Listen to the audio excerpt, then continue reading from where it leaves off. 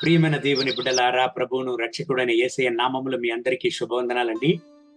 యెహోషువ పుస్తకం 24వ అధ్యాయం 15వ వాక్యం చివరి భాగాన్ని చదువుకుని ఈ రోజు కొరకు మనము ప్రార్థన చేద్దాం.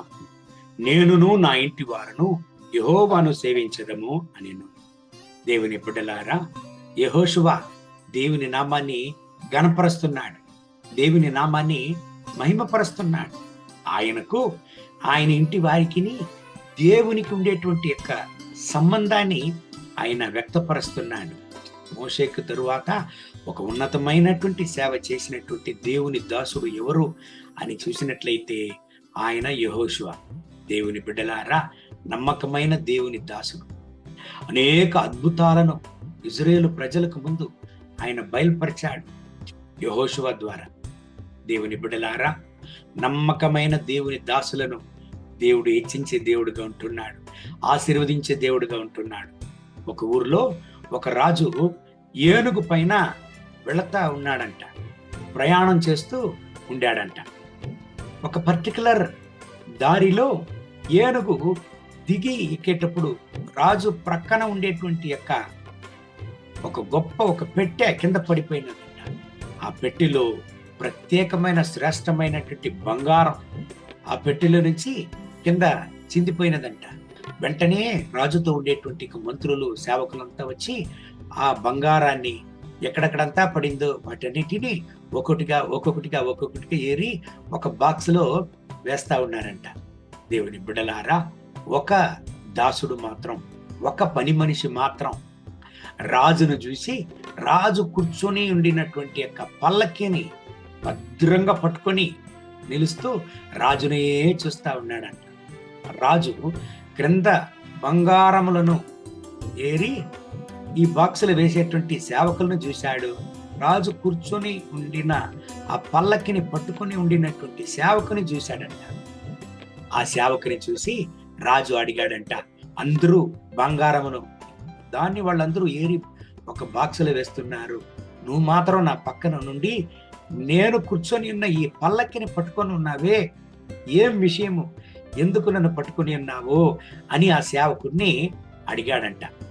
ఆ సేవకుడు చెప్పాడంట, అయ్యా, నా జీవితంలో నా ఆకలి సమయంలో నాకు భోజనమిచ్చి నా ఆకలి తీర్చినటువంటి మహారాజు మీరు.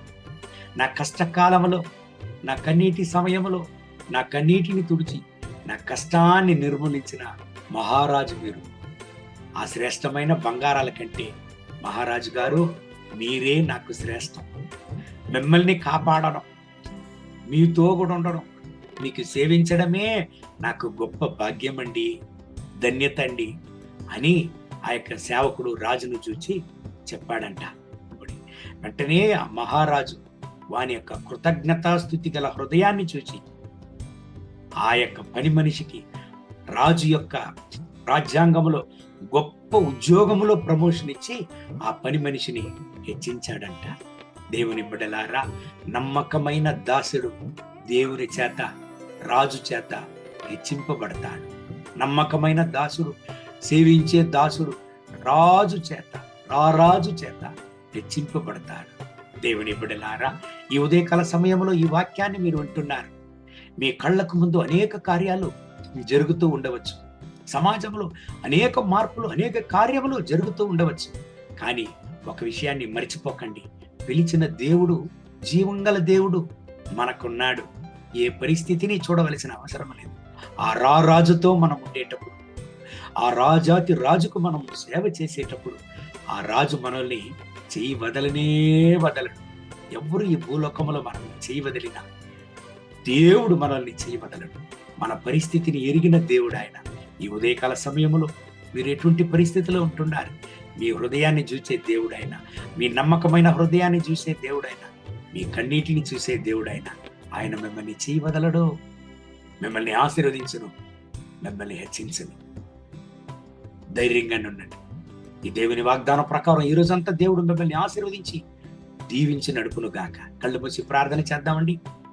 మహోన్నతమైన ప్రభువా, ఈ ఉదయకాల సమయంలో ఈ ప్రార్థనలో నాతో ఏకీభవించి ప్రార్థించే ప్రతి ఒక్క దేవుని బిడ్డల కొరకు ప్రార్థన చేస్తున్నాను.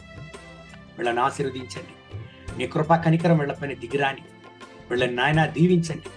వీళ్ళ కష్టకాలాన్ని మార్చండి. వీళ్ళ జీవితంలో నాయన ఎన్ని పరిస్థితులు వచ్చినా మిమ్మల్ని మాత్రం వదలక మిమ్మల్నే వెంటాడే పరిస్థితిని మీరు చూస్తున్నారు. ఎవరంతా అధైర్యంగా, అసమాధానంతో, హృదయంలో సమాధానం లేకుండా, బాధతో, కన్నీటితో ఈ ఉదయకాల సమయంలో ఉంటున్నారు, వాళ్ళను ముట్టండి. వాళ్ళకు ఒక అద్భుతాన్ని చేయండి. మీ కృపా ప్రసన్నత వాళ్ళపైన దిగిరాని నాయనా, మీ యొక్క అభిషేక ప్రసన్నత దిగిరాని, వాళ్ళు ఉండే స్థలంలో వాళ్ళని ఆశీర్వదించి హెచ్చించండి. మీ నామాన్ని మహిమపరచండి. మీ కృపా కనికరం వాళ్ళపైన దిగి వచ్చును గాక. ఈ రోజంతా మీ బిడ్డల్ని ఆశీర్వదించి నడిపించండి. మహిమ ఘనత స్తుతి మీకే యేసయ్య నామములో వేడుకుంటున్నాం మా ప్రియ పరలోకపు తండ్రి. ఆమేన్. ఆమేన్. May God bless you. Have a good day.